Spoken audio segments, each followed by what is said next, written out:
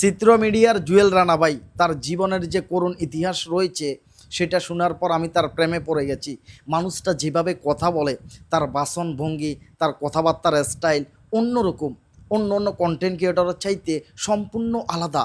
তার কথাগুলো শুনলে মন চায় আরও শুনি। তিনি এমনভাবে একটা ভিডিওকে বিশ্লেষণ করেন, সব কন্টেন্ট ক্রিয়েটরের দ্বারা এটা সম্ভব হয় না। এই কারণে তার ভিডিও মুগ্ধ হয়ে মাননীয় প্রধানমন্ত্রী পর্যন্ত দেখেন।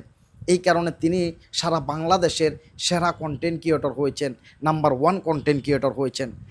তার কথার মাঝে জাদু রয়েছে, ঝংকার রয়েছে, অলংকার রয়েছে। এই কারণে প্রতিনিয়ত তিনি একটা তিলকে তাল বানাইতে পারেন। ছোট্ট একটা ঘটনাকে তিনি বিশ্লেষণ করতে করতে একজন মানুষের সম্পূর্ণ জীবনটাকে তিনি টেনে নিয়ে আসেন, মানুষকে বুঝান ভিডিওর ভিতরে। তার ভিডিওতে যেমন শিকার রয়েছে তেমন বুঝার রয়েছে। তার ওয়াইফ ক্যান্সারে আক্রান্ত হয়ে মারা গেছে, তারপরও তিনি ধৈর্যহারা হন নাই। তার বাচ্চাকে নিয়ে জীবন সংগ্রাম করতেছেন। অন্য কোনো পুরুষ হলে সাথে সাথে বিয়ে করে নিত, কিন্তু এই জুয়েল রানা ভাই তার বাচ্চার দিকে চেয়ে তিনি কিন্তু তার ওয়াইফকে এতটাই ভালোবাসেন। এই কারণে তিনি দ্বিতীয়বার সংসার করবে এই কথাটা পর্যন্ত তার মাথায় নিয়ে আসে নাই। তার কন্টেন্টগুলো এতটাই মাধুর্য হয়, এতটাই দেখার মতো হয়, এতটাই ভদ্র হয়, মাননীয় প্রধানমন্ত্রী তাকে স্বয়ং দাওয়াত দিয়ে তার কক্ষে নিয়ে গেছেন, তার সাথে আলাপ আলোচনা করছেন, কথা বলছেন। বাংলাদেশের লক্ষ কন্টেন্ট ক্রিয়েটরের 7.5% ভ্যাট সেটা তিনি সেখান থেকে তুলে আনছেন। না হলে লক্ষ কোটি টাকা চলে যেত কন্টেন্ট ক্রিয়েটরদের। এই জুয়েল রানা ভাইয়ের জীবনটা এতটা সহজ ছিল না। তিনি একজন ব্যাংকার, তিনি গ্রামীণ ব্যাংকে চাকরি করতেন। আর গ্রামীণ ব্যাংকের তিনি একজন ম্যানেজার ছিলেন। গ্রামীণ ব্যাংকের একজন ম্যানেজারের বর্তমানে বেতন প্রায় 1 থেকে 1.5 লক্ষ টাকা। তিনি যদি পেনশনে আসতেন 10 বছর চাকরি করেও, তারপরও কিন্তু তিনি প্রায় 1 থেকে 2 কোটি টাকা পাইতেন। 1-2 কোটি টাকার লোভ কিন্তু তিনি করেন নাই। প্রতি মাসে 1 থেকে 1.5 লক্ষ টাকা বেতনের লোভ কিন্তু তিনি করেন নাই। এই সমস্ত লোভ না করে তিনি চলে আসছেন কন্টেন্ট জগতে।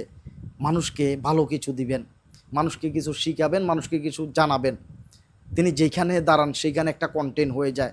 তিনি যদি মরা একটা গাছের সামনে দাঁড়ান, সেই গাছটা জীবন্ত হয়ে যায়। তার এতটাই সুন্দর বিশ্লেষণ। ছোট ছোট দুইটা বাচ্চা যদি মাছ ধরতে যায়, সেইখানে তিনি জীবন সংগ্রাম নিয়ে এতটা সুন্দর করে বিশ্লেষণ করেন, একদম চেয়ে থাকতে মন চায়, একটু শুনতে মন চায়। এতটাই সুন্দর করে তিনি বর্ণনা করেন, এতটা মায়া তার কথার ভিতরে, এতটা টান তার কথার ভিতরে, এতটা জাদু তার কথার ভিতরে।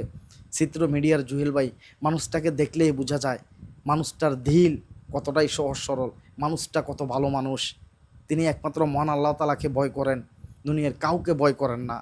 তিনি এমনভাবে বিশ্লেষণ করেন, এমনভাবে উপস্থাপন করেন, আমি খুবই মুগ্ধ হই তার কথায়। আমার খুবই ভালো লাগে তার ভিডিওগুলা।